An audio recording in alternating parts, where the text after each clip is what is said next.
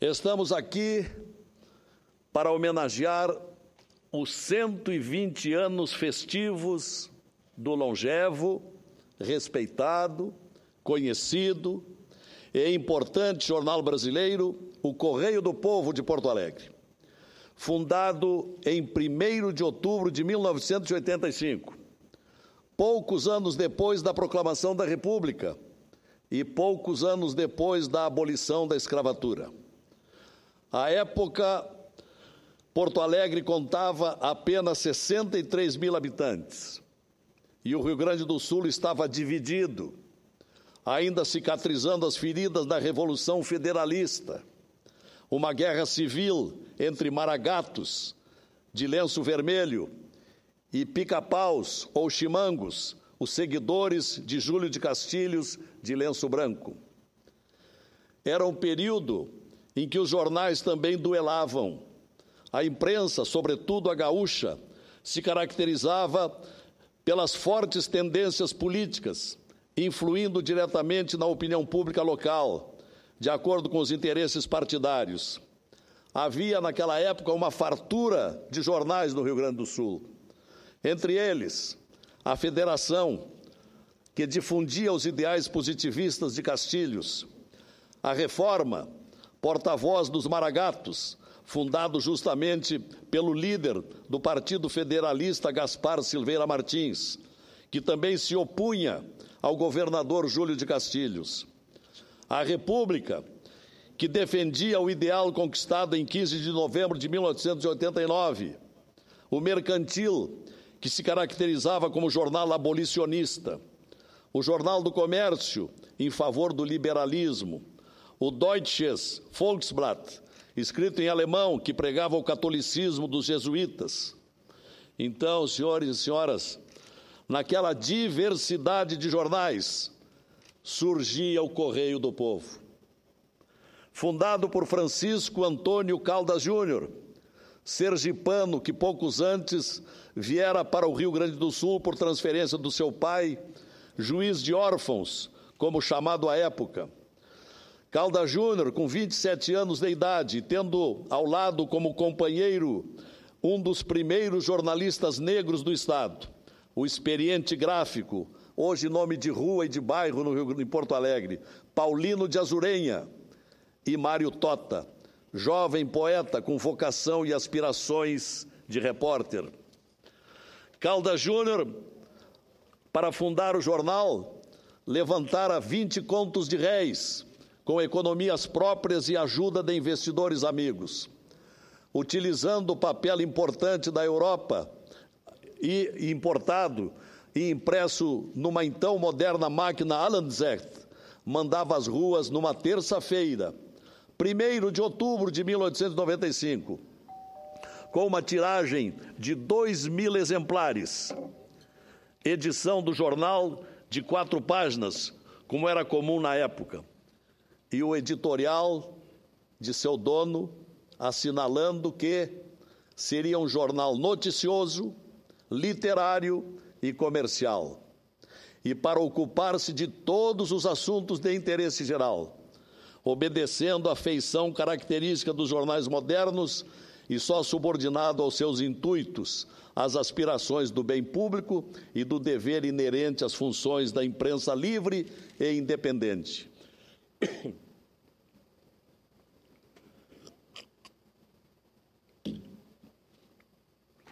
A partir dali e até hoje, o Correio do Povo tem se voltado ao interesse coletivo, cultivando o bom jornalismo, buscando a verdade com independência, livre, sem compromissos, sem lado ou bandeiras. Caldas Júnior não era político, mas ambicioso no bom sentido e que decidiu remar contra a maré, fundando o jornal conforme suas próprias palavras, que não terá uma causa específica ou envolvimento partidário. E para destacar que estava equidistante das duas correntes da época, o jornal era impresso em tom róseo, nem vermelho nem branco, mas róseo, alcunha que ficou conhecido por longo tempo. Caldas Júnior se jogou naquela aventura que deu certo. E em 4 anos, o Correio do Povo já era o jornal de maior circulação do Estado. Desde então, passou a ostentar no cabeçalho os seguintes dizeres: o jornal de maior circulação e tiragem do Rio Grande do Sul. Também teve a primeira impressora rotativa do Rio Grande do Sul, em 1910, período em que atingiu uma circulação já de 10.000 exemplares. A história do Correio do Povo, senhoras e senhores, está contada atualmente em 2 livros de 2 brilhantes jornalistas gaúchos e amigos. Um Século de Poder, de Walter Galvani, e do recém-lançado Correio do Povo, a primeira semana de um jornal centenário, de Juremir Machado da Silva, hoje colunista do jornal e muito destacado jornalista gaúcho. Com a morte prematura do fundador em 1913, sua viúva Dolores Alcaraz Gomes assumiu o controle. O jornal passou por dificuldades econômicas, que só cessaram em 1935, quando a direção da Companhia Jornalística Caldas Júnior foi assumida por seu filho, Breno Alcaraz Caldas, nela permanecendo por mais de 50 anos. Em 1946, o Correio do Povo se mudou para o edifício Hudson, sede atual do jornal e da Rádio Guaíba, na rua que hoje leva o nome do fundador, Caldas Júnior. Antes, o jornal ocupava um sobrado na Rua da Praia, ou Rua dos Andradas. Circulou ali durante 89 anos, aliás, a vida do jornal, durante 89 anos de forma ininterrupta, entre 1895 e junho de 1984, reiniciando sua publicação em agosto de 1986. Ao longo de sua trajetória, o Correio do Povo noticiou incontáveis passagens da vida política nacional, estadual e local. Nomes marcados do governo do país e do Estado, como gaúchos ilustres, que figuravam constantemente no Correio do Povo: Júlio de Castilhos, Borges de Medeiros, Raul Pila, Flores da Cunha, Getúlio Vargas, Jango Goulart, João Neves da Fontoura, Leonel Brizola, entre outros.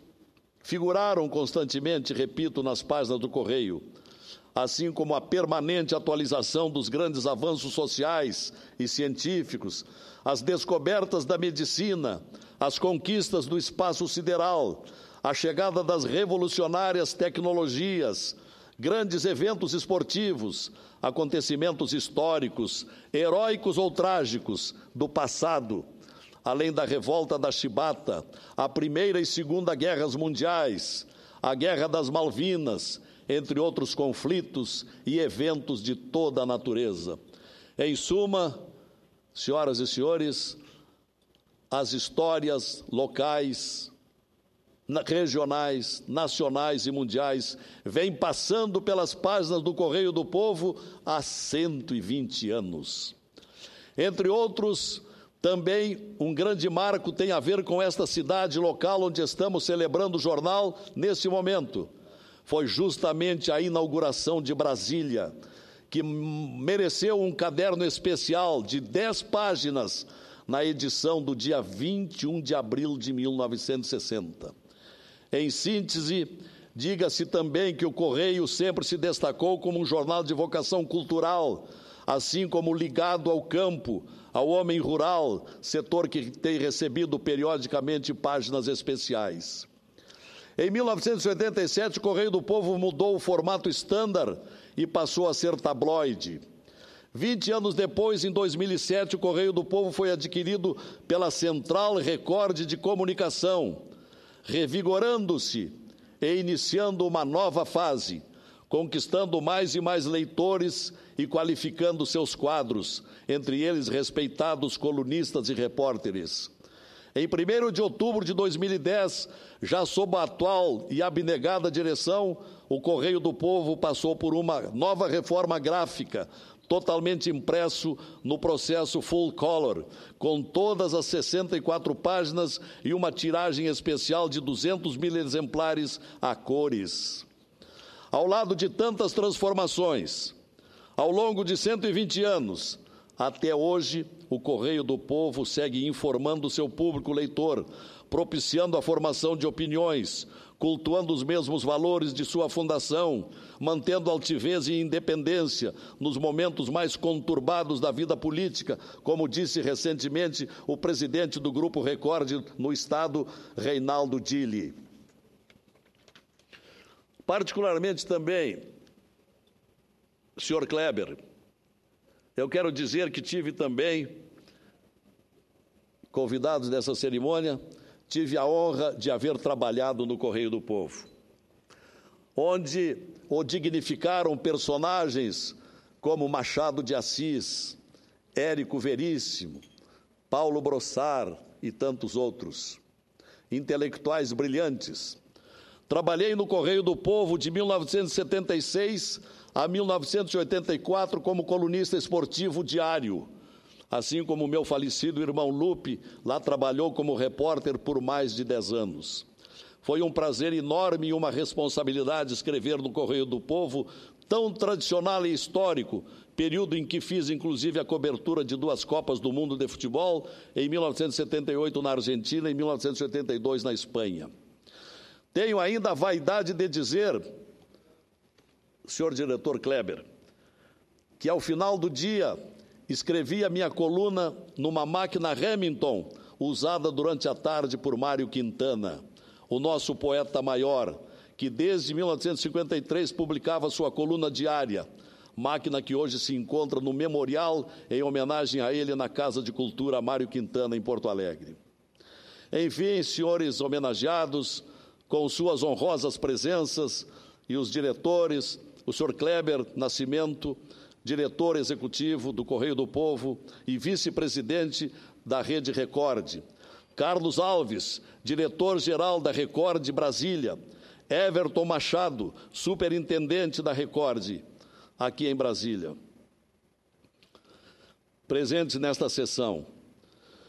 Quero, já encaminhando o final, dizer que, merecedor da homenagem do Senado Federal, que defende incondicionalmente a liberdade da imprensa e, portanto, a liberdade do Correio do Povo com sua linha de independência, amor à democracia, a pregação da ética em todas as ações e atividades, a moralidade pública, o respeito à ordem e o ideal de progresso. Hoje, essa tendência e esta essência secular está de cara nova. O Correio ganhou no último dia 1º de outubro um novo projeto gráfico, mas a linha editorial segue a mesma. A modernização gráfica é uma prova de que o Grupo Record está sempre preocupado em renovar e investir no jornal, mantendo uma trajetória de inovação que se iniciou em 2008, quando o periódico passou a ser totalmente colorido. Com o apoio da Celulose Rio-Grandense, o Grupo Record também investe na digitalização do arquivo do jornal, uma forma de preservar a história dos gaúchos. Para o dramaturgo norte-americano Arthur Miller, que disse: um bom jornal é uma nação falando consigo mesmo, pois o Correio do Povo é o Rio Grande do Sul falando com o povo gaúcho. Feliz aniversário, Correio do Povo! Votos de mais um século e fidelidade e o mesmo compromisso com a verdade em favor de seus leitores e do Brasil. Obrigado.